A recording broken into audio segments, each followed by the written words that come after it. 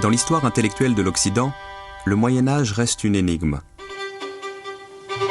L'Europe, alors livrée aux barbares, tourne le dos à la pensée antique. Les traditions philosophiques et scientifiques grecques sont perdues. Puis, après une amnésie de 7 siècles, comme par miracle, ces traditions réapparaissent et irriguent à nouveau les grands débats intellectuels européens. Comment cette résurrection a-t-elle été possible ? Les trésors de la pensée antique n'ont-ils pas été entre-temps recueillis et développés ailleurs ? C'est pour élucider cette énigme que Baghdad El-Nadi et Adel Rifat nous proposent un voyage à travers le temps. De la Mecque à Bagdad, du Caire à Fès, de Cordoue à Samarcande.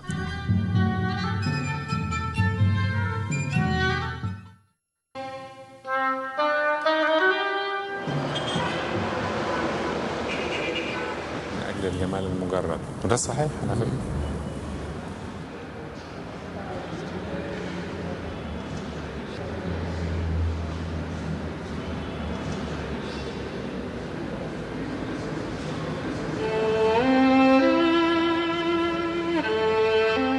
Des centres médicaux existaient dans les grandes villes de l'Empire romain. On y soignait selon les préceptes d'Hippocrate, de Galien, de Dioscoride. Avec la fin de l'Empire, de nombreux érudits parlant grec ou syriaque, en particulier des chrétiens qui ont pratiqué dans ces centres, vont émigrer et s'installer surtout en Perse, emportant avec eux traités et manuels savants. La ville de Gundishapur, au sud-est de l'Iran actuel, devient un centre d'enseignement théorique lié à des pratiques cliniques où se rencontrent des savants de culture grecque, syriaque, perse, hindoue et hébraïque. Avec les premiers califes abbassides, l'islam hérite de tous ses savoirs. Al-Mansour, qui souffre de douleurs gastriques, appelle auprès de lui Ibn Jibraï, un chrétien qui pratiquait à Gundishapur. Le fils de ce dernier soignera Haroun al-Rachid. 12 autres membres de cette famille soigneront 8 générations successives de califes.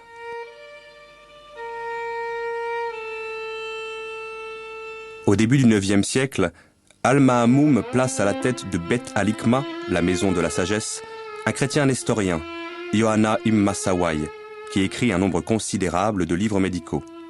Unayn ibn Ishaq, un autre chrétien nestorien, le plus célèbre de ses élèves, a traduit en syriaque et en arabe la plupart des traités médicaux connus à son époque, dont la moitié des écrits d'Aristote. Il a joué un rôle considérable dans l'élaboration du vocabulaire scientifique en arabe.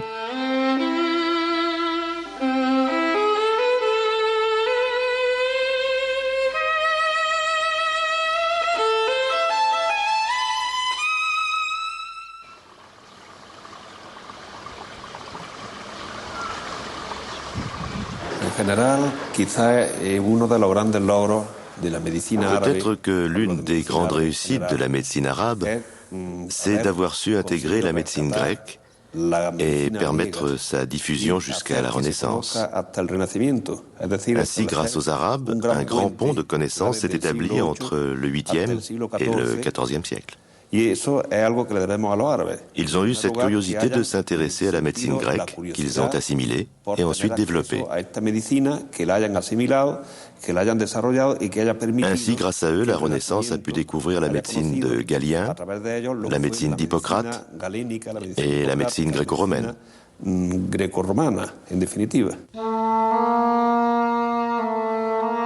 Si la médecine est l'une des branches du savoir qui sera la plus vigoureusement développée dès le IXe siècle, c'est parce qu'elle répond à une préoccupation majeure de la cité islamique.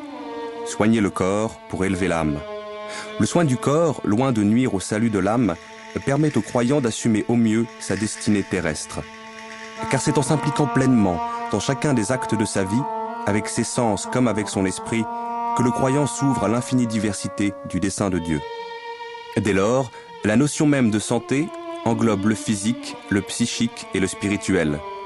Elle se conçoit comme une harmonie à sauvegarder ou à retrouver entre ces 3 niveaux d'être, entre la personne, son environnement immédiat et des forces qui le dépassent, qui sont à l'œuvre à l'échelle de l'univers.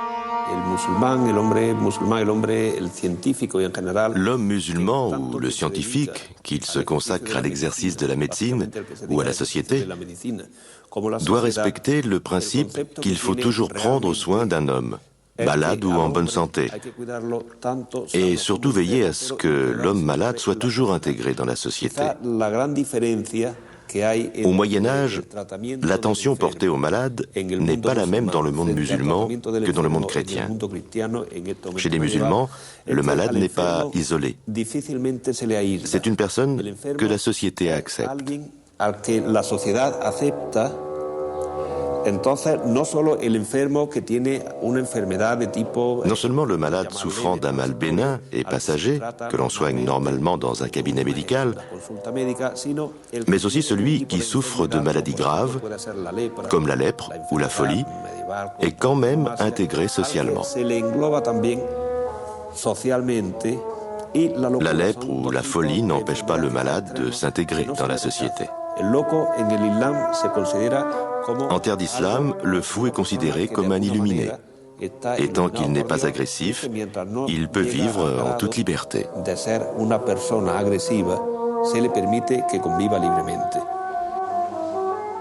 Une maladie, si vous voulez, pour un médecin arabe, c'est bien sûr un dysfonctionnement, mais ce dysfonctionnement doit être replacé toujours dans un individu en particulier et dans le monde dans lequel vit cet individu. C'est-à-dire que une même maladie frappant un homme ou une femme d'âge différent, dans des régions différentes, ne sera pas traitée de la même manière. Et le médecin doit prendre en compte tous les paramètres qui font qu'un individu est ce qu'il est et qu'il souffre de tel mal. Les Arabes sont naturellement conduits à s'interroger sur les relations existantes entre le corps et l'âme. Quand la passion amoureuse devient maladie, ça veut dire que c'est une passion amoureuse contrariée. C'est le seul cas qui rend vraiment désespéré et malade. Donc il y a à la fois des symptômes physiques, un amaigrissement, le teint qui devient cireux, jaune, et puis des troubles mentaux, enfin un désespoir, parfois même un délire, etc. C'est le lien entre l'âme et le corps et qui passe par le cœur. Les passions, les émotions sont véhiculées par ce qu'on appelle le pneuma vital qui siège dans le cœur. Et ensuite, ce pneuma vital, donc chargé un peu, dont les qualités ont été modifiées par l'intensité des émotions, va dans le cerveau, où sont logées d'importantes facultés sensitives. Et c'est ainsi que la passion amoureuse peut rendre malade.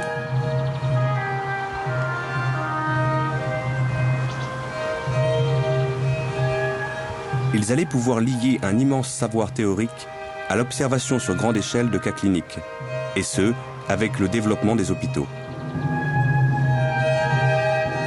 L'hôpital est une des grandes réalisations de la société islamique.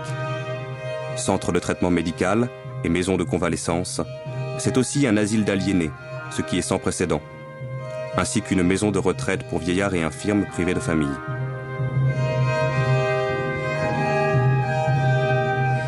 C'est enfin un centre d'enseignement théorique et pratique de la médecine.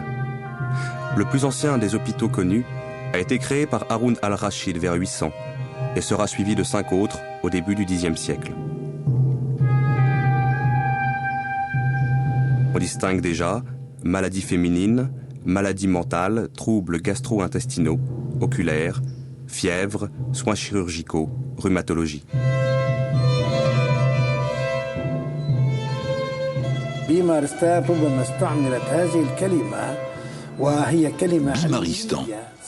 Ce mot a peut-être été utilisé. Il s'agit d'un mot scientifique ancien à une époque bien antérieure. Bimar signifie le malade. Stan signifie le lieu. Ainsi l'on dit aujourd'hui Ouzbékistan, Turkménistan, etc. Première partie de l'édifice, l'entrée. Selon les textes anciens, le malade entrait et était examiné par des médecins. S'il s'agissait d'une maladie simple, un médicament lui était administré, puis il rentrait chez lui. S'il revenait une deuxième fois, il était admis ici.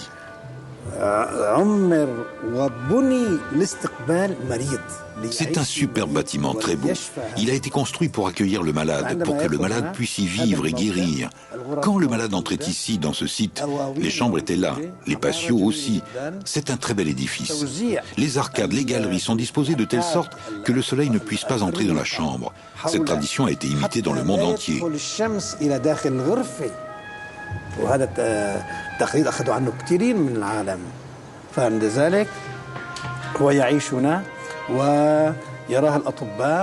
Le malade vivait donc ici, voyait les médecins, profitait du soleil, de l'air, mais il n'était pas en prison comme en Europe, où l'on mettait 5 malades dans le même lit et les lits dans une grande salle.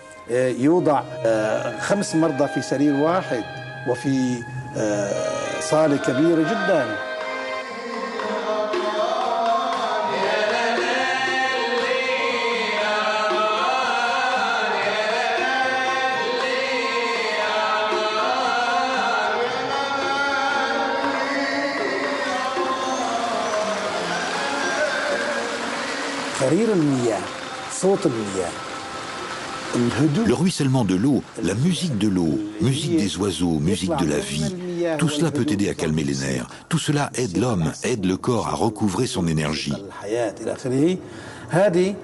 ممكن أن تساعد كلها على هدوء الأعصاب، تساعد على الإنسان، تساعد على الجسم ليعيد نشاطه وإلى آخره. بعد ذلك ننتقل إلى القسم الأخير واللي هو كما نترجمه الآن. Nous passons à la dernière partie qui constitue l'équivalent de nos maisons de repos actuelles. Car dans les bimaristans arabes, le malade était soigné gratuitement, recevait des médicaments et avant de rentrer chez lui, on le gardait dans cet endroit pour mener une vie normale. On lui donnait de l'argent et des vêtements propres.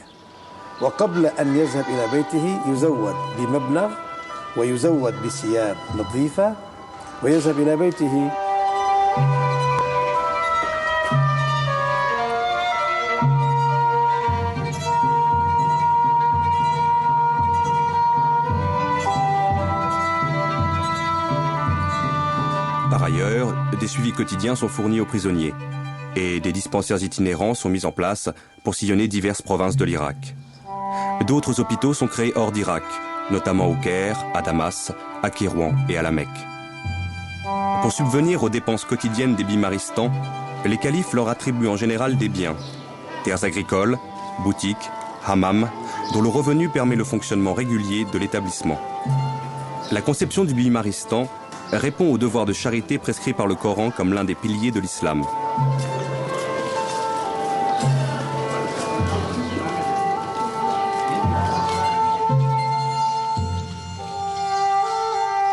Les hôpitaux sont parmi les plus beaux titres de gloire de l'islam, s'écrit l'Andalou Ibn Jouber. L'hôpital marque en effet de manière éclatante l'avance prise par la médecine islamique sur la médecine occidentale jusqu'à la Renaissance. Le diagnostic est un moment essentiel de la pratique médicale. Bien interroger le malade, écrit Al-Razi, est l'une des choses les plus utiles dont on ait besoin, après la connaissance parfaite de l'art médical. Le traitement des malades est consigné, souvent au jour le jour, par le médecin.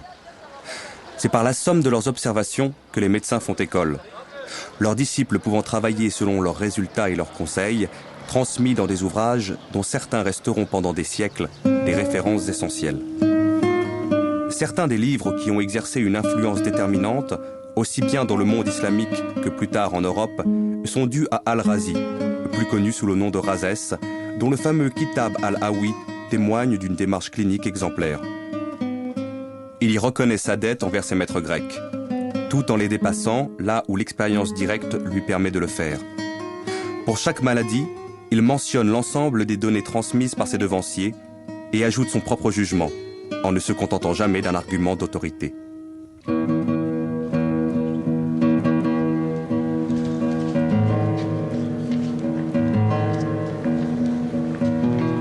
Les médecins viennent de toutes les régions de l'Empire. Ils voyagent, vont de la Mecque à Bagdad et de Cordoue à Samarcande, échangeant leurs expériences, enrichissant constamment leurs connaissances. Parmi les plus grands, outre Al-Razi, originaire d'Iran, Avicenne est né dans les steppes d'Asie centrale. Un musée lui est consacré, non loin de Boukhara, en Ouzbékistan. Il est universellement connu pour son canon de la médecine. Encyclopédie reconnue en Occident comme l'apogée et le chef-d'œuvre de la systématisation de la science arabe, et qui, traduit au XIIe siècle en latin, dominera l'enseignement de la médecine en Europe jusqu'à la fin du XVIIe siècle.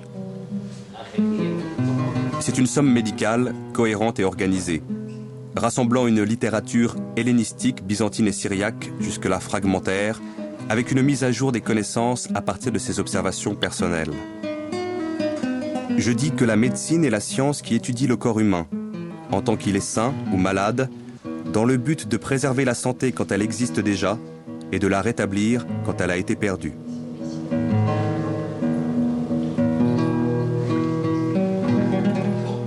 Avicenne, c'est celui qui a effectivement essayé de construire un enseignement de la médecine d'une certaine manière, de rassembler tout de manière didactique. Et cette manière didactique se retrouve dans le plan de son canon, qui à première vue peut paraître un peu compliqué, mais une fois qu'on l'a assimilé, il est très pratique. Donc c'est un livre qui a lui-même 5 livres, chaque livre étant divisé de manière très subtile en sections et sous-sections. Le premier livre, ce sont les principes généraux, à la fois de l'anatomie, de la physiologie, et puis de la pratique, d'une certaine manière. Quels sont les grands principes qui doivent guider le praticien, les principes de régime, les principes d'attention à la vie du patient. Le deuxième livre, ce sont les médicaments dits simples, donc les végétaux, les minéraux simples, qui ont un effet sur le corps humain, soit pour le préserver en santé, soit pour le guérir quand il est malade. Dans le 5e livre, il y a une énumération donc des médicaments composés qui vont allier bien souvent un principe actif dû à leur vertu, à leur forme spécifique, à d'autres ingrédients qui vont avoir pour but de faciliter la pénétration de cette substance ou bien par la même occasion de rétablir un équilibre.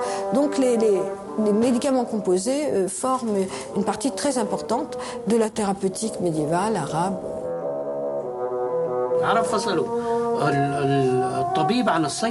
Les Arabes ont dissocié la médecine de la pharmacie.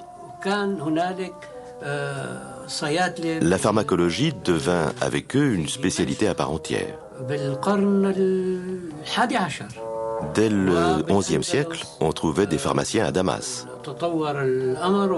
En Andalousie, les choses avaient progressé encore davantage, puisqu'on y trouvait des gens qui ne pratiquaient que la pharmacologie. On cite dans un de ces bimaristans une pharmacie dirigée par un chef pharmacien, le cheikh des pharmaciens, ce qui suppose qu'il avait des aides pharmaciens. Là, nous n'avons pas de témoins face à nous de ce grand apport de la médecine arabe, mais qu'il ne faut pas négliger, qui est très important, qui est celui dans le domaine de la pharmacopée, des plantes. Et là, il y a vraiment un apport de différentes régions.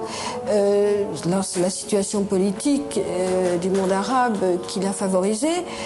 Il y a non seulement l'héritage grec, grâce notamment à la matière médicale de Dioscoride, qui était transmise en arabe très tôt, mais aussi des apports venant de l'Inde, d'Iran.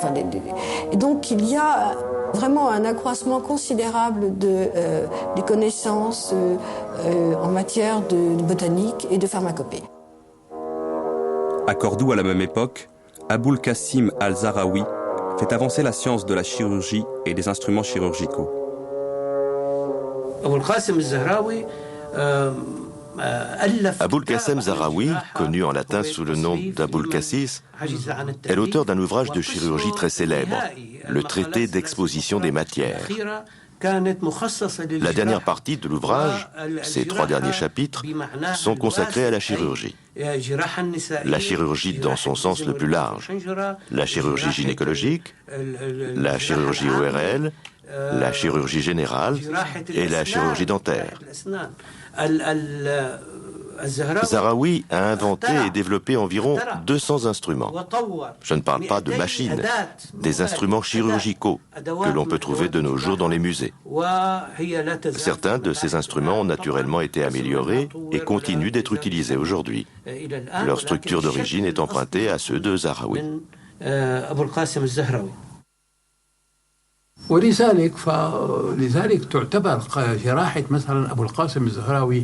L'art d'Aboul Qassem Zahraoui était à la pointe de la chirurgie de l'époque.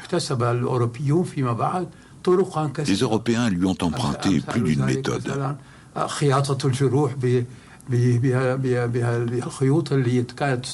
Comme par exemple la suture à base de fil, fabriquée à partir de boyaux d'animaux,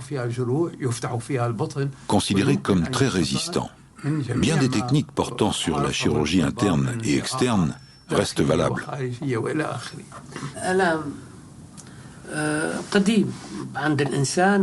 La douleur est aussi vieille que l'homme. Ce dernier a toujours essayé d'expérimenter les herbes. Par expérience, il a pu découvrir un certain nombre de plantes analgésiques. Mais le fait est que ce sont les Arabes qui ont découvert l'éponge soporifique, à savoir l'anesthésie pendant les opérations chirurgicales.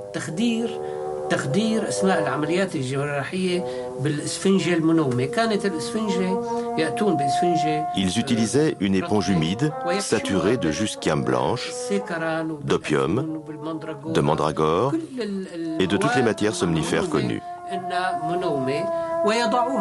Ils la mettaient sur le nez du patient.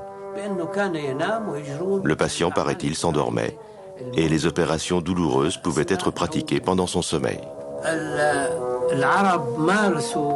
Les Arabes ont également pratiqué la dissection. La dissection est la base de la chirurgie. Le chirurgien doit étudier l'anatomie avant de pratiquer la chirurgie sur l'homme. Aux Arabes revient le mérite d'avoir découvert des aspects anatomiques mal compris par les anciens. À titre d'exemple, la mâchoire inférieure. Les anciens disaient qu'elle était composée de deux parties séparées par une espèce de couture. Abdel Latif el-Baghdadi est venu contredire cette idée en affirmant, avec tout le respect dû à Galien, l'œil est plus sûr que l'oreille ou les récits rapportés. Nous avons vu de nos propres yeux dans les cimetières du Caire des milliers de mâchoires inférieures d'une seule pièce.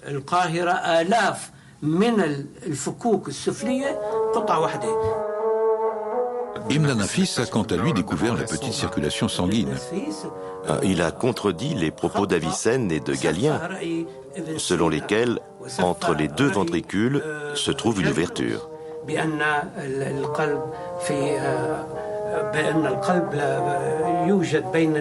Il a affirmé que la cloison qui sépare les deux ventricules est sans ouverture aucune.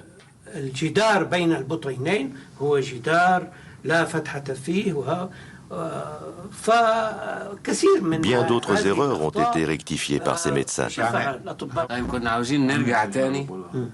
Nous voudrions revenir à la dissection. Était-elle soumise à des contraintes particulières? Et si oui, comment les Arabes les ont-ils dépassées? Bien entendu, il y avait des contraintes. Il y avait des puritains qui refusaient la dissection.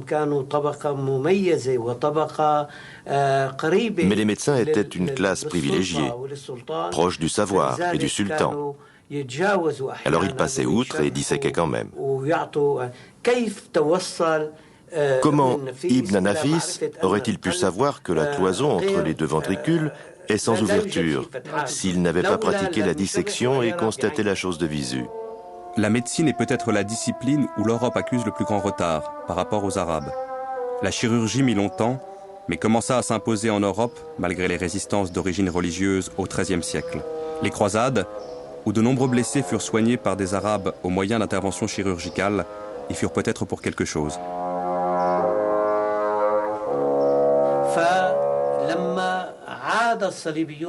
Lorsque les croisés retournèrent en Europe, après que les Arabes eurent récupéré la Syrie, la province de Cham, ils demandèrent au pape Innocent III de leur faire construire des bimaristans, semblables aux bimaristans arabes.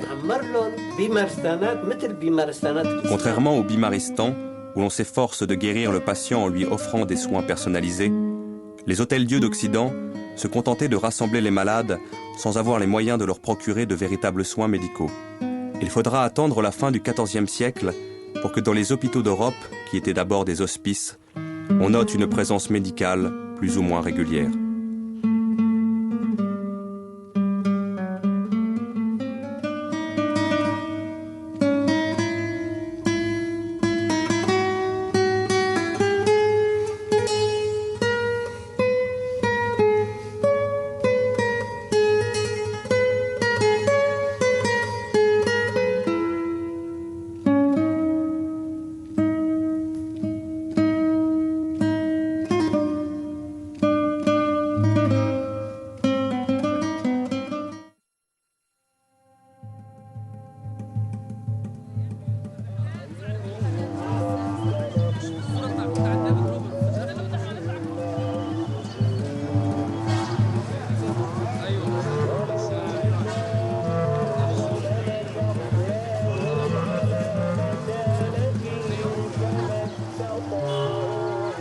En passant du paganisme au monothéisme, puis de l'univers tribal à l'administration d'un immense empire, les Arabes ont vécu en l'espace de quelques brèves décennies un formidable bouleversement dans leurs repères.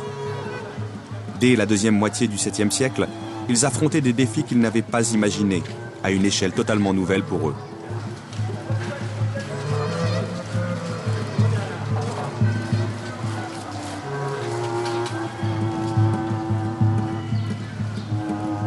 L'islam leur imposait des obligations raisonnées, fondées sur des principes de responsabilité personnelle et de solidarité volontaire. Il les plaçait devant des dilemmes jusque-là inconnus, à trancher avec leur conscience sous le regard d'un Dieu unique et omniprésent.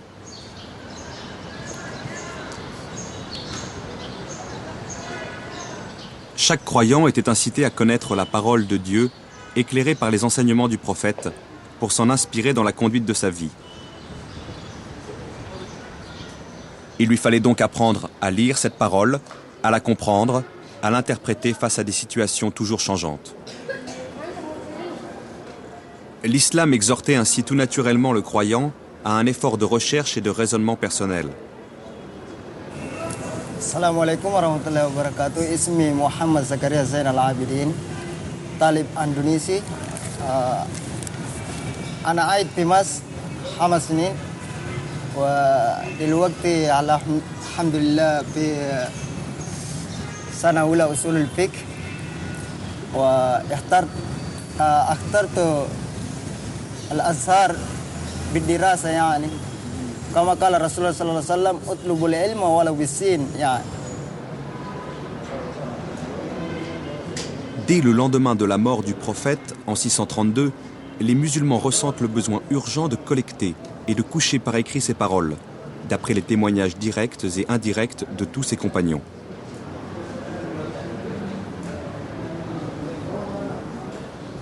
Il a fallu aussi, à mesure que l'Empire s'élargissait pour englober d'autres religions, christianisme, manichéisme, judaïsme, que l'islam élabore son propre discours théologique et qu'il édifie ses propres principes de droit.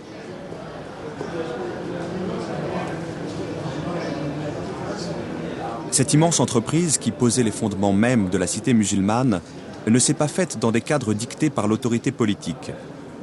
Elle a donné lieu, au contraire, à une libre recherche, à un libre débat auquel ont participé tous les croyants qui l'ont voulu. L'État était encore tâtonnant et les chercheurs religieux tiraillaient entre des exigences contradictoires. C'est pourquoi les divergences ont souvent mené à des dissensions, à des excès, à des schismes.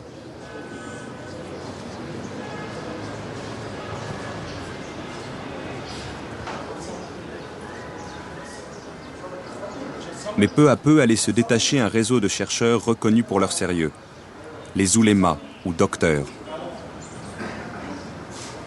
Dans une société qui cherchait encore ses repères, de plus en plus de gens allaient s'en remettre aux oulémas, pour qu'il leur trace des lignes de conduite privées et publiques accordées à l'esprit de l'islam.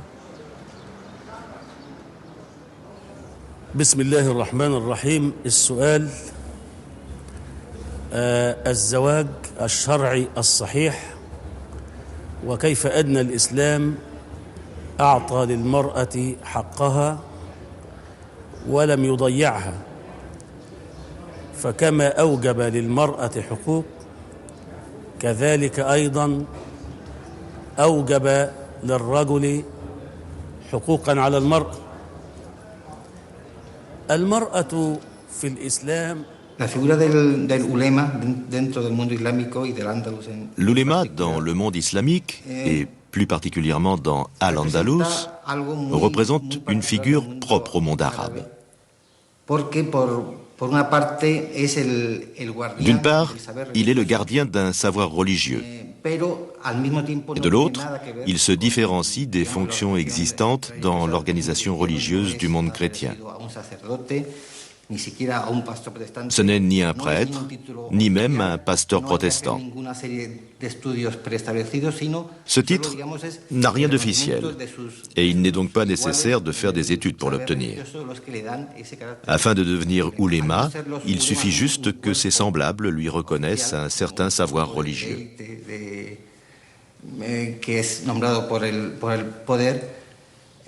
Bien que les oulémas ne fassent pas partie d'un corps officiel ou d'un corps d'élite nommé par le pouvoir, ils sont les médiateurs entre le pouvoir et le peuple. Mais c'est un équilibre parfois fragile. Ainsi, on pourra voir les oulémas s'ériger tantôt en émissaires du peuple, en chef de file lors d'une rébellion contre le pouvoir, et parfois se ranger complètement du côté du pouvoir. Ceci lorsque leurs intérêts sont en jeu ou lorsqu'ils estiment que le pouvoir a raison. Ils ne se fient qu'à leur opinion personnelle pour intervenir en faveur des uns et des autres.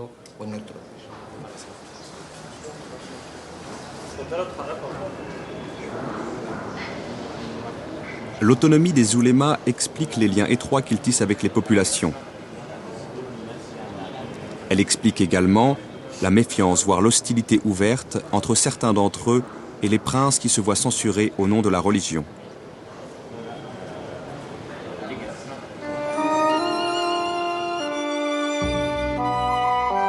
De fait, confrontés à la gestion d'un empire de plus en plus multiethnique et plurireligieux, les califes s'ouvrent à des cultures, à des expériences étrangères au patrimoine de l'islam. Et pour ce faire, ils s'appuient sur une élite de clercs et de lettrés non religieux qu'ils encouragent à puiser dans les savoirs perses, indiens et grecs.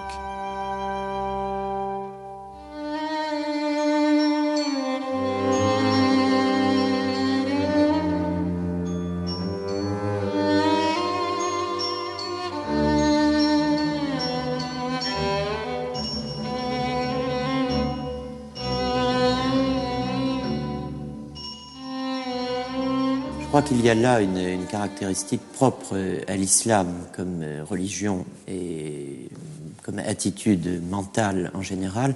Et d'autre part, cette caractéristique se rencontre avec les nécessités de l'organisation d'un territoire vaste, presque immense, qui a été conquis par l'islam. Comment gérer de tels espaces, de tels territoires? On peut le faire par la violence, on peut le faire par le silence des minorités soumises, on peut le faire par le plaquage d'une culture ou d'une non-culture sur les cultures antérieures. Ici, au contraire, les choses se font, là encore, je crois que c'est un phénomène tout à fait singulier dans l'histoire humaine, par les échanges mutuels, mais aussi, j'employais le mot d'acculturation, par une espèce d'imprégnation confiante, sereine, des mentalités du conquérant par les savoirs et les mentalités du conquis. Il s'agit en fait, et tout bonnement, de la construction d'une culture plurielle grâce à la philosophie et à la science, par la coexistence entre la science et le religieux.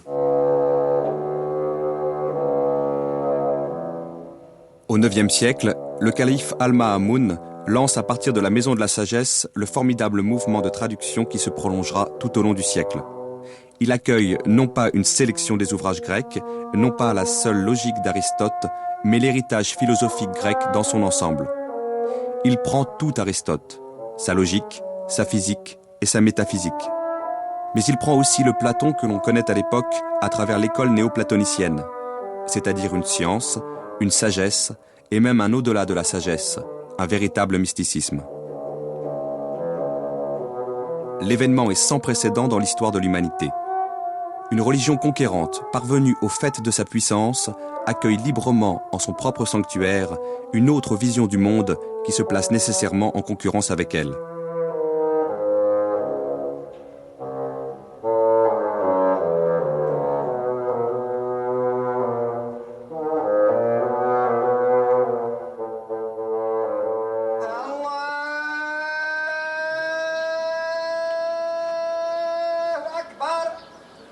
L'apport le plus original de la philosophie en terre d'islam consistera dès lors à penser pour la première fois le rapport entre la parole de Dieu et l'expérience humaine, entre le savoir et la sagesse.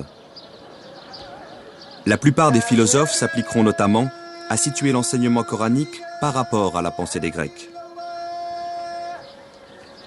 Cette réflexion se développera avec les apports majeurs d'Al-Kindi, d'Al-Farabi, d'Avicenne et d'Averroès.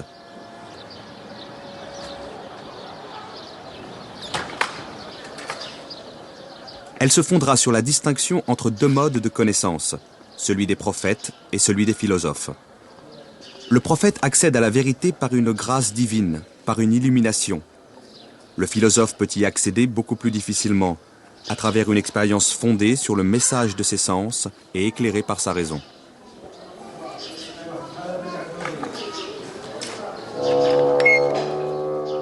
Pour les oulémas, cette proposition est sacrilège. La philosophie va trop loin lorsqu'elle admet que la raison humaine donne un accès direct à la vérité. Certains d'entre eux reconnaissent que l'usage de la raison peut être utile pour mieux pénétrer la parole révélée, mais sans plus. Seule la parole de Dieu est source de vérité. Entre philosophes et oulémas, c'est une lutte d'influence qui commence au IXe siècle sous Al-Ma'amoun. Elle durera jusqu'à la fin du XIe siècle en Orient et se prolongera en Andalousie jusqu'à la fin du XIIe siècle.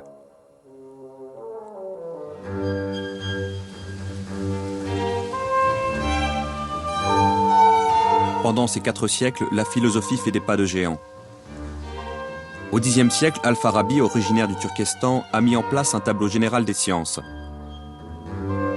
L'université médiévale européenne, qui naîtra 3 siècles plus tard, en fera la base incontournable de ses cursus scientifiques. Après Al-Farabi vient Ibn Sina, 980-1037, originaire d'Ouzbékistan. Il a vécu en Asie centrale, puis à Ispahan. Immortalisé en Europe, où il sera enseigné jusqu'au XVIIe siècle sous le nom d'Avicenne, c'est l'un des plus grands esprits de tous les temps.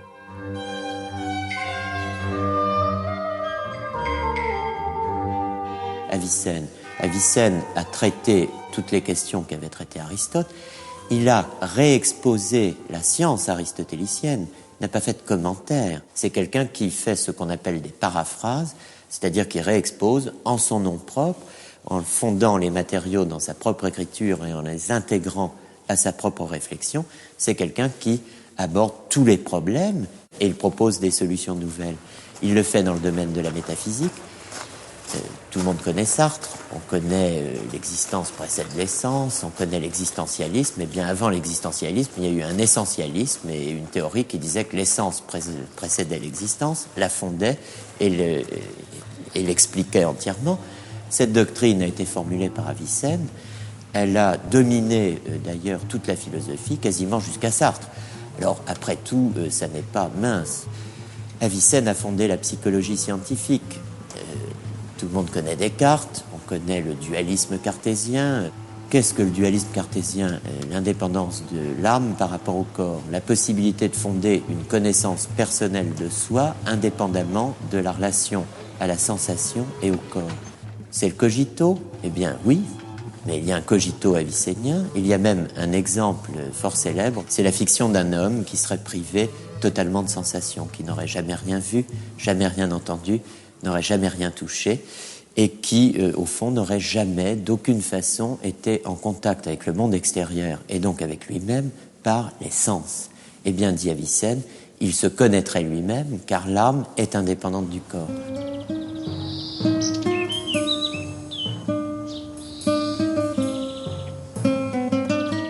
Au XIIe siècle, les grandes figures de la philosophie ne se trouvent plus en Orient, mais en Andalousie. 3 noms se détachent tout particulièrement. Ibn Baja, Ibn Tufail et Ibn Rushd, c'est-à-dire Averroès.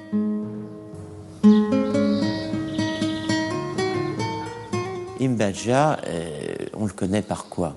Par des chroniques qui nous disent que c'était un blasphémateur, qu'il n'avait jamais résisté dans le combat contre le mal, n'est-ce pas, et qu'il avait toujours versé avec une grande volupté dans les travers les pires. Bon. Alors, quels étaient-ils? Ces mœurs d'abord, mais aussi l'astronomie, les mathématiques.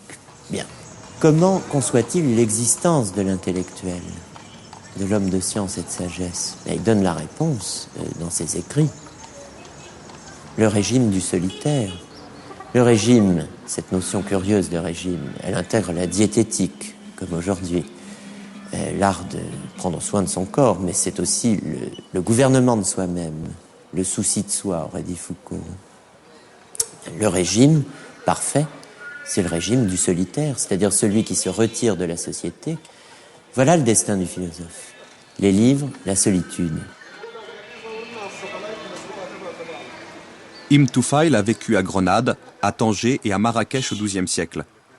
Toute son œuvre a été perdue à l'exception d'un ouvrage, Ay Ibn Yaksan, traduit plus tard en Europe sous le titre Le philosophe autodidacte. Cet ouvrage met en scène un homme seul sur une île déserte. Cet homme va progressivement découvrir par lui-même toutes les grandes vérités et finalement voir la lumière de Dieu. Un prophète venu d'une île voisine lui confirmera que les vérités révélées par la religion sont celles-là mêmes qu'il a pu atteindre de lui-même. Cet ouvrage, cité par Leibniz, précède de plus de 5 siècles Robinson Crusoe.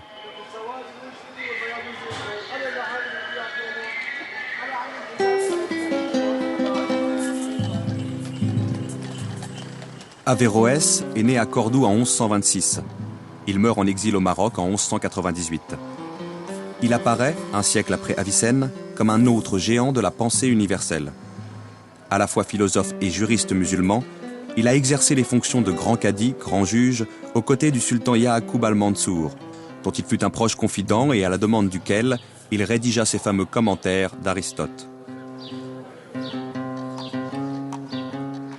Averroès, bien sûr, il est connu comme le commentateur d'Aristote. Il a rendu Aristote intelligible, ce qui n'était pas une mince affaire, mais c'est aussi quelqu'un qui a posé des questions très précises, comme celle du rapport entre religion et philosophie, religion et sagesse dans un espace entièrement dominé par la charia. La solution d'Avicenne, c'est de rendre la philosophie aussi religieuse que possible, de disputer à la religion son territoire et finalement de l'absorber. Averroès refuse cela, parce qu'Averroès vit dans un autre monde, il vit dans le monde almohade, à l'Andalous au XIIe siècle, il vit dans le cadre d'une réforme politique, religieuse, juridique, non seulement impulsée, comme on dit aujourd'hui, mais même vigoureusement imposée à la société musulmane, aux théologiens et aux juristes par le pouvoir almohade. Et Averroès est un intellectuel, c'est-à-dire quelqu'un qui intervient dans la sphère du politique et du religieux. Alors il pose la question de savoir si, enfin, le pouvoir religieux, les théologiens, cette classe inutile à ses yeux, qui n'a fait que multiplier les sectes et les hérésies au sein de l'islam, qui a déchiré, dit-il, les Écritures et qui a fait entrer dans le monde ce que l'islam eût ignoré sans cela, le fanatisme et l'intolérance. Bon, Averroès affronte cette question de la révélation. Si vraiment le Coran enjoint à tout homme, où qu'il soit, et selon sa capacité, de répondre à cette exigence, connaître à sa manière, selon qu'il en est capable, la vérité, alors on doit vraiment affronter cette question. Est-ce que la philosophie est licite en terre d'islam? Et sa réponse est oui, elle est licite, et elle est non seulement licite, mais elle est obligatoire pour ceux qu'on appelle les philosophes. Alors il faut qu'ils aient une place dans la société. Il n'a pu vivre philosophiquement que parce qu'un pouvoir le lui a permis. Lorsque le pouvoir politique lui retire sa protection, il n'a plus comme choix que l'exil. Le savant Maïmonide entreprend en même temps qu'Averroès un travail parallèle au sien. Il s'attache à penser à l'intérieur de la tradition juive la philosophie et les sciences grecques développées par les Arabes. Le Guide des égarés, son livre fondamental qui traite de la question, a naturellement été écrit en arabe.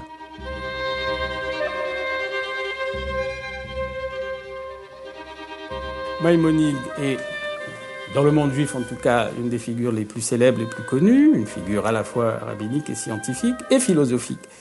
Lorsque le Guide des égarés, qui est un ouvrage théologico-philosophique, autrement dit on y parle de tout, y compris des sciences, lorsque ce Guide des égarés est traduit de l'arabe en hébreu, il va donc être accessible au monde et aux lettrés d'expression hébraïque, et on peut dire, sans forcer le trait, que c'est un véritable ébranlement. Si ces savoirs, qui ont une telle puissance de vérité, sont là, les savoirs scientifiques, gréco-arabes et arabes, la philosophie aussi bien que les mathématiques et que l'astronomie, je dirais même dans le cas de Maïmonide, surtout l'astronomie. Ces savoirs existent, ils sont là, ils offrent une formidable puissance de vérité. À nous d'être capables, dit Maïmonide, de saisir le lien qu'ils peuvent proposer entre l'interrogation sur le monde qu'offre la tradition religieuse, dans laquelle il est un des maîtres, et l'interrogation scientifique.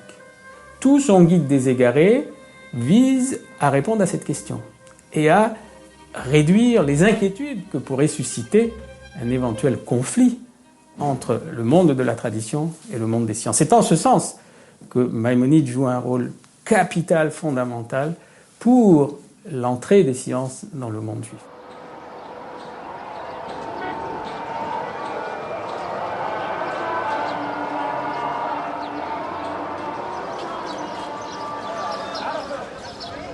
D'Al-Kindi à Averroès, au cours des 4 siècles de production philosophique en terre d'islam, s'est ainsi peu à peu affirmée une figure inédite, celle de l'intellectuel.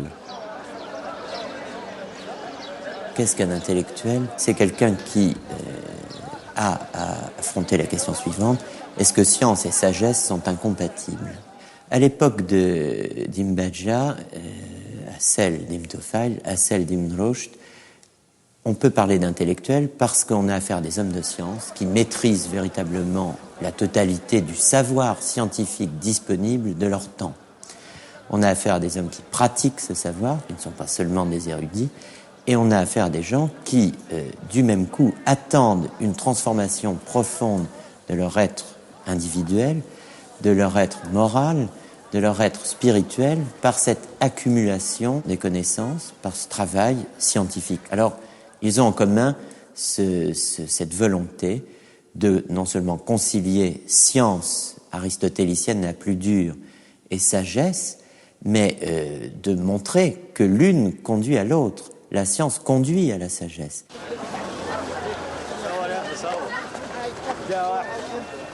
Cette figure de l'intellectuel qui ouvre un nouvel espace de liberté à la conscience humaine a devant elle un immense avenir.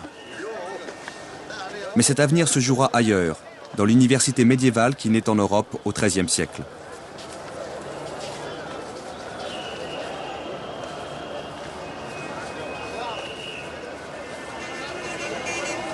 Au même moment, en terre d'islam, la confrontation historique entre les philosophes et les oulémas prend fin. La parole des philosophes s'est tue en même temps que commençait à basculer le rapport entre le monde musulman et le monde chrétien.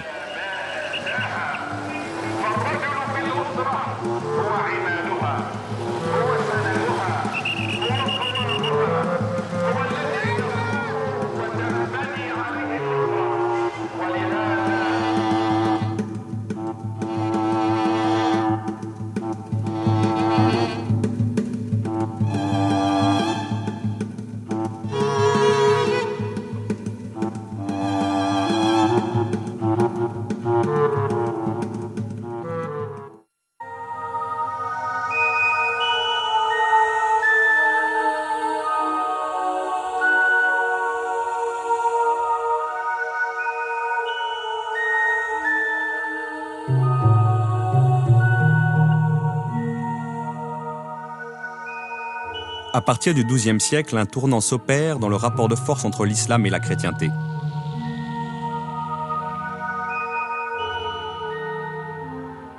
Déjà au IXe siècle, pour arracher l'Europe au chaos, Charlemagne a ébauché un empire doté d'une administration unique et relativement pacifiée.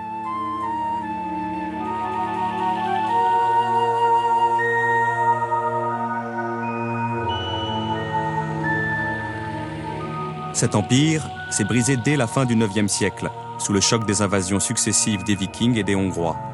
Mais les Européens n'y ont pas tout perdu. Ils y ont fait l'expérience de nouvelles formes d'organisation. Ils ont appris à fortifier leurs villes, à concentrer leurs richesses et à accroître leur productivité. Un réseau de liens religieux et personnels se met en place, qui enserre la société de bas en haut. Depuis le paysan jusqu'au seigneur, au prince, à l'évêque et au roi, on prête serment à plus puissant que soi en échange de sa protection. Cette hiérarchie d'allégeance enchevêtrée typique de la féodalité instaure un ordre social relativement stable, au sommet duquel le pape a le pouvoir de sacrer les rois.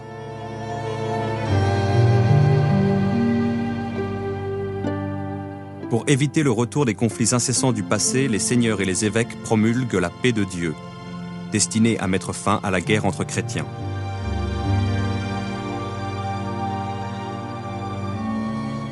À la fin du XIe siècle, la papauté trouve ainsi pour la première fois une situation qui favorise la poursuite de son objectif: affirmer son emprise politique sur un monde catholique unifié.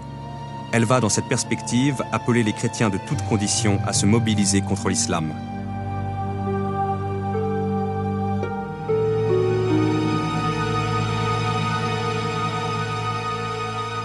L'islam n'a jamais cessé de représenter pour les papes un défi historique.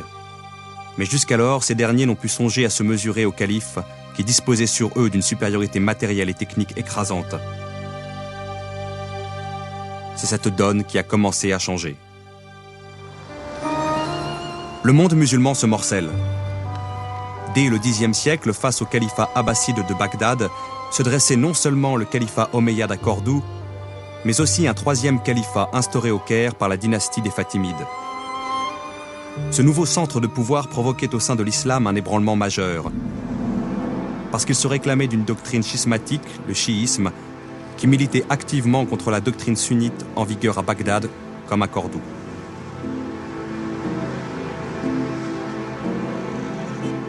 De fait, le Caire n'allait pas tarder à se rapprocher des villes européennes émergentes, telles que Gênes et Venise, créant entre l'ouest et l'est de l'islam une cassure dont la chrétienté allait grandement profiter.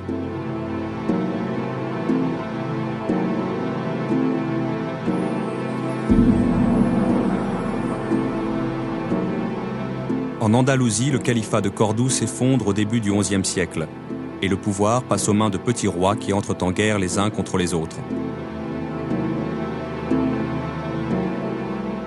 Ils appelleront successivement à leur secours deux dynasties berbères venues du Maroc, les Almoravides au XIe siècle, puis leurs adversaires almohades au XIIe siècle.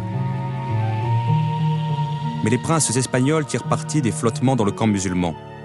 En 1085, le Castillan Alphonse VI parvient à s'emparer de Tolède. Presque en même temps, Roger Ier achève de conquérir la Sicile. À l'est, le califat de Bagdad est déchiré par des rivalités ethniques et dogmatiques qui favorisent l'émergence de principautés plus ou moins autonomes. Les califes font de plus en plus appel à des armées de mercenaires turcs. Et le véritable pouvoir finit par échoir en 1055 à l'une d'elles, celle des Turcs seldjoukides. Or, ces derniers rendent l'accès au lieu saint de Jérusalem de plus en plus difficile aux chrétiens.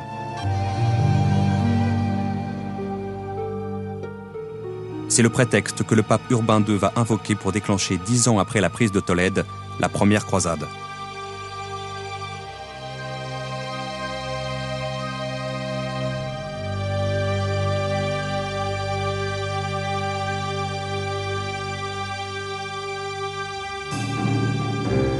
De 1096 à 1099, après une première vague de pèlerins mal équipés qui se font massacrer, 4 armées parties de France et d'Italie livrent de violents combats contre les Turcs seldjoukides, avant de s'emparer d'Édesse, d'Antioche et enfin de Jérusalem.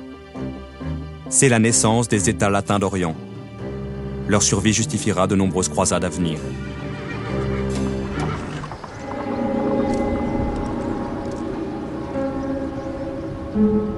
On assiste alors à un extraordinaire paradoxe historique. C'est au moment où l'Occident chrétien se sent assez fort pour affronter les musulmans par les armes qu'il éprouve le besoin de s'approprier leur richesse intellectuelle.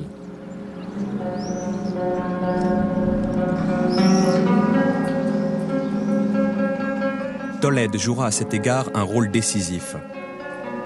Première des grandes cités andalouses à être conquise par les catholiques, elle apparaît à ces derniers comme un lieu idéal de transmission des savoirs arabes à l'Europe latine. Il y a là en effet une concentration exceptionnelle de chrétiens et de juifs parlant arabe. Il y a aussi de riches bibliothèques contenant des textes de tous ordres qui n'attendent que l'occasion d'être traduits.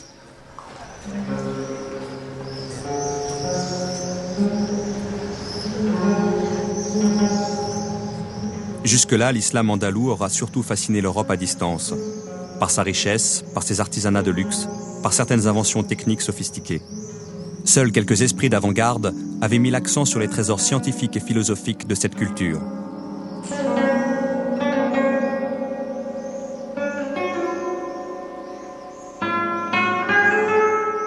Au Xe siècle, Gerbert d'Aurillac, le futur pape Sylvestre II, a traduit de l'arabe certains textes mathématiques. Au XIe siècle, Constantin l'Africain a traduit à son tour des ouvrages de médecine.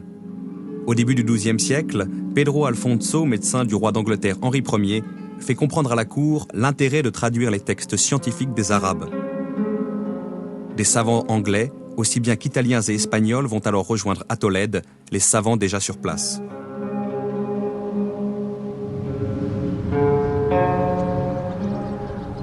Les nouvelles autorités catholiques de la ville favorisent cet effort de traduction.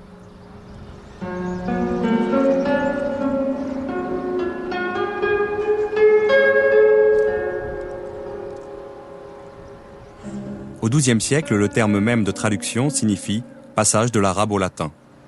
Des voies, V-O-I-E-S, par lesquelles l'héritage arabe s'est diffusé dans l'Europe au Moyen-Âge. Elles sont aussi diverses qu'inattendues ou imprévisibles. On peut parler à ce moment-là de Pierre le Vénérable, l'abbé de Cluny, qui va jouer un rôle tout à fait important parce qu'aux alentours de 1140, il rencontre deux auteurs chrétiens, Hermann de Carinthie, donc d'origine allemande, Robert de Chester, d'origine latine, à qui il commande la traduction du Coran, qui sera achevé en 1143. Mais ces mêmes Hermann et Robert vont être associés à la plupart des grandes œuvres scientifiques qui vont être traduites de l'arabe en latin dans la première moitié du XIIe siècle. Des éléments d'Euclide, certaines œuvres astronomiques et d'autres choses de ce genre. Vous vous déplacez un petit peu plus vers l'ouest et vous arrivez à Barcelone, où nous avons une collaboration judéo-chrétienne pour l'adaptation d'œuvres arabes. C'est là qu'intervient un personnage dont j'aimerais peut-être parler un petit peu plus. C'est un auteur juif, c'est un savant juif qui s'appelle Abraham Bahia. C'est dans le comté de Barcelone, nous sommes à la fin du XIe, au début du XIIe, qu'il va rédiger la plus grande partie de son œuvre, enfin celle que l'on connaît, et je ne parle que des œuvres scientifiques, qui consiste en une série d'ouvrages destinés à aider les Juifs du nord des Pyrénées qui ne savent plus l'arabe à accéder aux rudiments de la science arabe.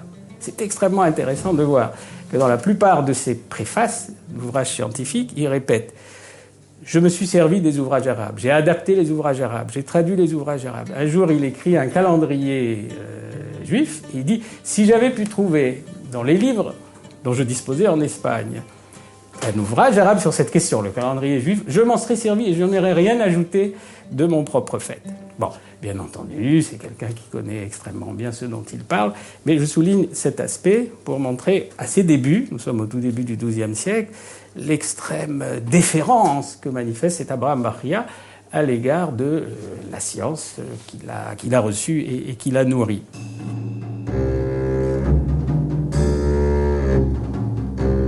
En 1146, en Palestine, après la chute du comté d'Édesse, le pape Eugène III déclenche une nouvelle croisade.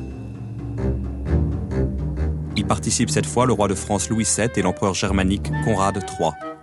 Mais le bruit et la fureur des combats qui se déroulent en Terre Sainte ne ralentissent en rien les travaux de traduction engagés en Andalousie. Au contraire, pour aller de l'avant, l'Europe s'approprie le savoir qu'elle a découvert chez les Arabes.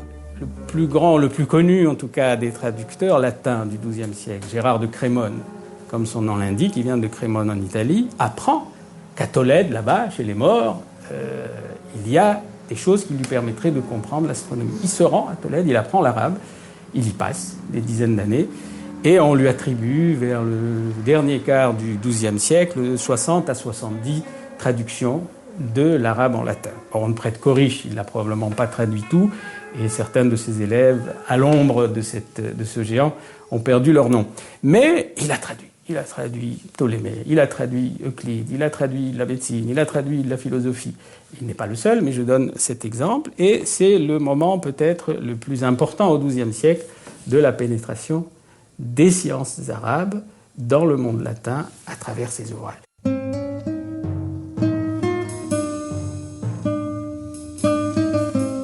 Ce sont d'abord les ouvrages scientifiques que les Européens vont chercher à traduire de l'arabe au latin.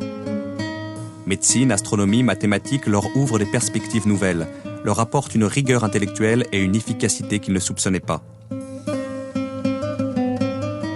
Les Occidentaux se sont arrêtés de traduire vraiment la médecine arabe, on peut dire au début du XIIIe siècle, enfin au XIIIe siècle.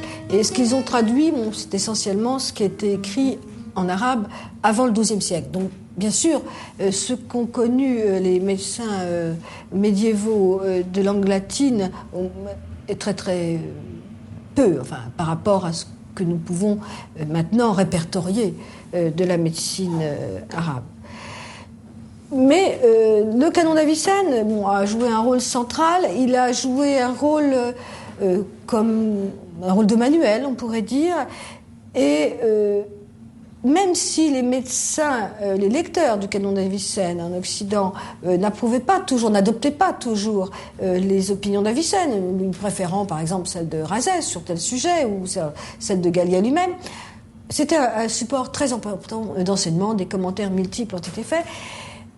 La traduction du canon d'Avicenne a été faite dans la seconde moitié du XIIe siècle à Tolède qui avait été reprise par les chrétiens un siècle avant, par un grand traducteur médiéval, Gérard de Crémone, qui a traduit un peu dans toutes les disciplines, astronomie, mathématiques, philosophie naturelle et médecine, et donc ce canon d'Avicenne.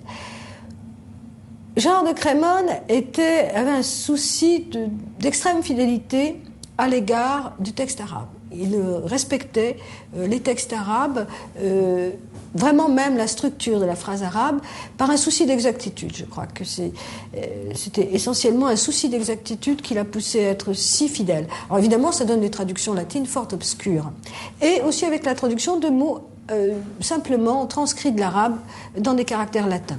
Donc le vocabulaire médical latin s'est enrichi d'une quantité considérable de mots arabes. Certains sont vraiment passés dans la langue latine, d'autres ils sont restés comme des corps étrangers. Les Européens découvrent progressivement que la clé de voûte de tous les savoirs légués par les Arabes, c'est la philosophie. Avicenne et Averroès s'avèrent incontournables. C'est dans leurs œuvres que l'on peut saisir les ressorts les plus secrets de cette rationalité toute puissante qui a fait la force des Arabes. Il faut cependant souligner ce fait troublant.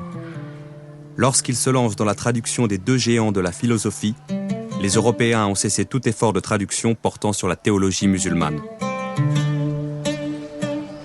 Vers 1140, l'abbé de Cluny, Pierre le Vénérable, il a fait traduire le Coran et 2 ou 3 petits ouvrages peu connus de l'arabe en latin. On aurait pu, sur cette lancée, traduire également des théologiens musulmans. Il y avait suffisamment de documents dans l'Espagne musulmane qui était progressivement reconquise, il y en avait à Tolède, pour qu'on puisse traduire Al-Razali, par exemple. Eh bien non, on s'est contenté des philosophes, et il y a eu, semble-t-il, une occultation voulue, je dirais, j'aurais tendance à dire une censure, à l'égard des livres proprement théologiques de l'islam. On a traduit des philosophes arabo-islamiques, des philosophes qui avaient écrit en arabe, mais on n'a pas traduit de théologiens musulmans qui aient écrit en arabe. Le principal philosophe qui a été traduit dans cette seconde moitié du XIIe siècle, donc, ça a été Avicenne. On a traduit quelques petits textes d'Al-Farabi, d'Al-Kindi, mais enfin, ça ne pèse pas lourd à côté de la grande entreprise qui a consisté à traduire l'encyclopédie le Kitab al-Shifa, l'encyclopédie, la plus grande encyclopédie philosophique d'Avicenne. Mais on a commencé par les traités essentiels, on a traduit de la logique, on a traduit la métaphysique, on a traduit le livre sur l'âme, les livres sur l'âme, on a traduit donc des textes extrêmement importants.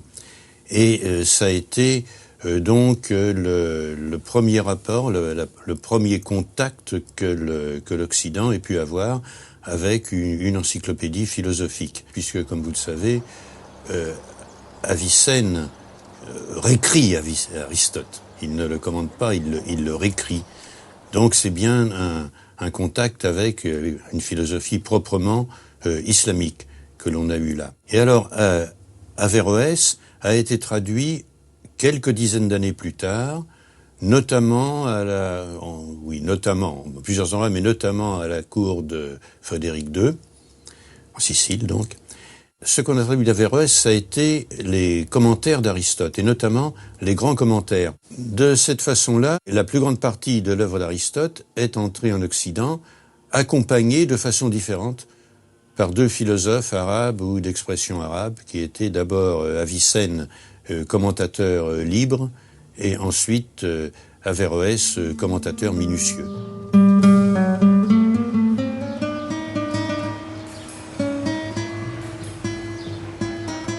À la même époque, en Sicile, Roger II, qui parle lui-même l'arabe, encourage non seulement des traductions, mais des travaux effectués par les Arabes en langue arabe.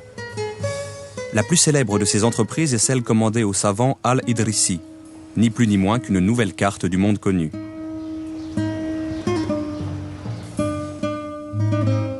Le roi de Sicile, Roger II, qui commence à régner personnellement en 1120 et qui meurt en 1154, fait un programme de traduction et un programme d'études au palais que réalisera pleinement son fils Guillaume Ier. Donc on a véritablement une école du palais avec des traducteurs, mais alors à la différence de l'Espagne, ce qui est l'exceptionnel, c'est que les grandes œuvres ne sont pas les traductions, ce sont les œuvres originelles, et elles se font dans les langues d'origine des savants. C'est les savants qu'on a accueillis en Sicile, l'arabe pour la géographie d'Idrisi, et le grec pour deux ou trois auteurs. La grande œuvre, c'est la première géographie de l'Europe, faite par Idrisi.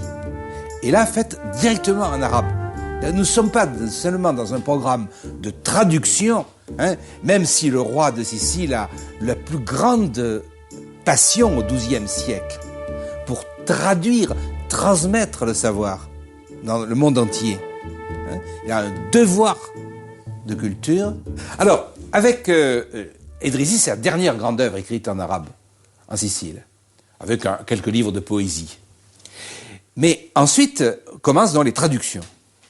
La voie, donc, par où passent ces traductions, eh bien, il est incontestable que, en Sicile, c'est déjà au XIIe siècle, au moment où prend le programme de traduction, où il est constitué, comme ce sera à la cour de Tolède, avec Alphonse X, le sage, au XIIIe siècle. C'est la voie royale. Les traductions se font dans le palais. Il existe une école palatiale sur le modèle de Cordoue, qui elle-même, Cordoue, imitait Bagdad.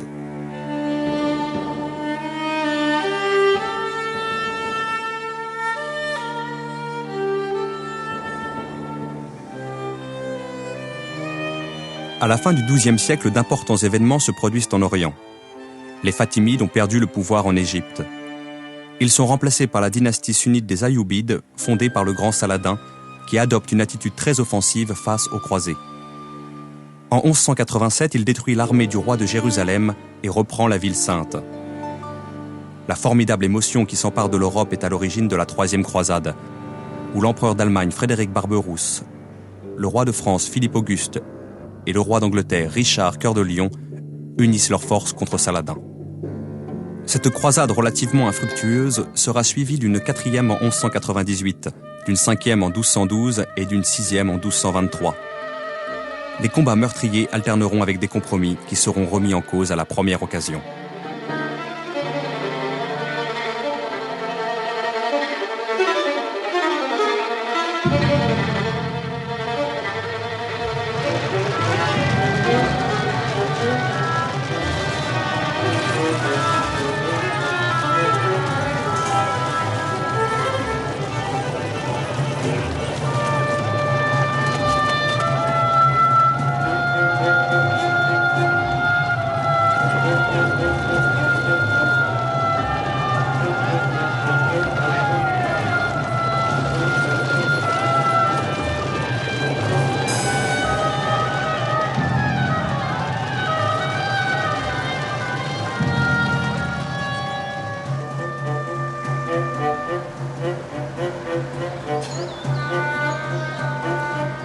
Cependant, en Espagne, après l'effacement des Almohades, les princes catholiques sont prêts à une grande offensive contre l'islam. Ils prennent Cordoue en 1236, puis Séville en 1248. Ne survit désormais de l'épopée andalouse que le royaume de Grenade.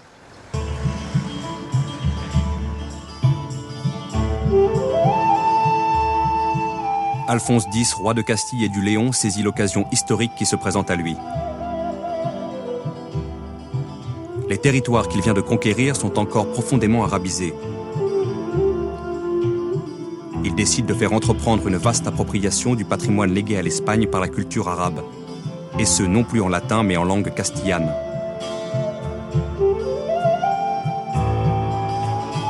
Sous son égide, une chronique générale des savoirs est mise en chantier, qui incorpore des sources arabes scientifiques et littéraires.